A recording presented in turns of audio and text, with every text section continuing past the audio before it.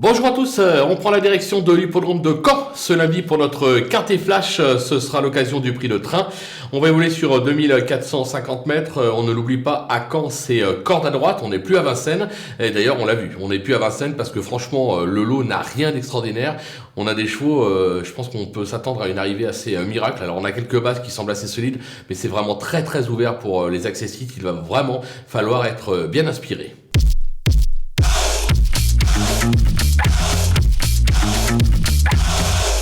Allez, on attaque avec nos bases avec le numéro 7, Greco Bello. 65% de réussite depuis ses débuts avec pas moins de 9 victoires. Il excelle corde à droite. Sage, il ne devrait pas être loin de la victoire. Le numéro 10, Galadur Fist. Sa forme est sûre, comme l'atteste son récent succès, c'était à Lyon-la-Soie. Il excelle à droite, 4 victoires et 2 accessites en 8 tentatives. Lui aussi s'annonce redoutable. On va se méfier également du numéro 14, Gaylord Jeff.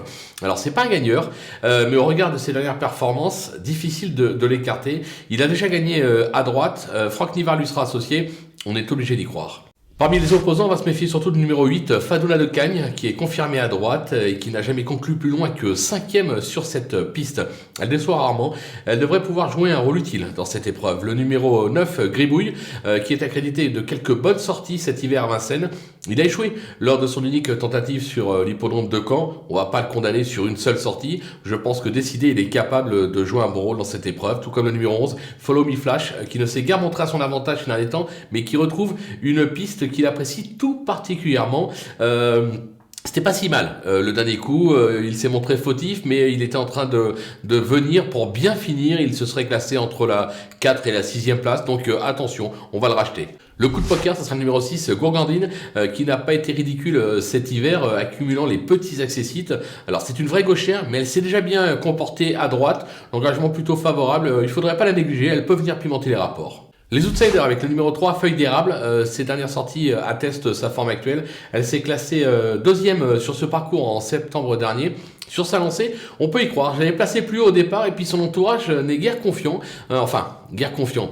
Il part du principe qu'il faut vraiment que ça se passe bien, raison pour laquelle je l'ai descendu un petit peu plus bas que ce que j'avais prévu au départ. Le numéro 16, Godfly, cet excellent droitier a déçu ces dernières semaines, mais il se plaît sur ce type de tracé.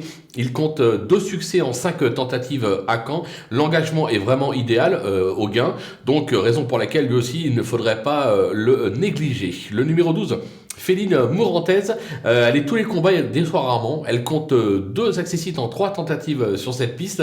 Même Ferry, elle garde sa chance. Je me demande même si j'aurais pas pu la placer un petit peu plus haut. Je vais peut-être avoir des regrets. Le numéro 1, Gaspard, qui vient de courir en progrès à Laval. Il a gagné sur ce parcours en début de carrière. Maintenant, c'est vraiment pas un modèle de régularité. Une fois, je te vois. 3-4 fois, je te vois pas. Voilà, raison pour laquelle je le garde, mais j'y crois pas plus que cela. Le numéro 13, Fencer de Well, qui ne s'est guère montré à son avantage ces derniers mois. Il a déjà brillé à droite, mais reste bien meilleur à gauche. Il va découvrir Caen. Entourage pas très confiant, mais bon, en valeur intrinsèque, je le garde quand même parce que ça fait partie des chevaux qui sont capables de venir brouiller les pistes en faisant afficher une très belle cote. Les délaissés avec le numéro 2 qui se nomme Greenwald, qui vient d'effectuer sa rentrée à Nantes après une très longue absence. Elle manque de repères à droite. Je pense qu'elle va encore avoir besoin de courir, raison pour laquelle je l'élimine. Le numéro 4, Great Zeus. Ces derniers temps, l'essentiel de ses gains ont été acquis à réclamer. La marche est trop haute cette fois, j'y crois pas. Le numéro 5, Franceville, elle a des références corde à droite, mais elle aura contrainte d'effectuer sa rentrée après un peu plus de 5 mois d'absence. Je pense qu'elle risque de manquer elle aussi, raison pour laquelle je ne la retiens pas. Et enfin le numéro 15, Greta du Châtelet.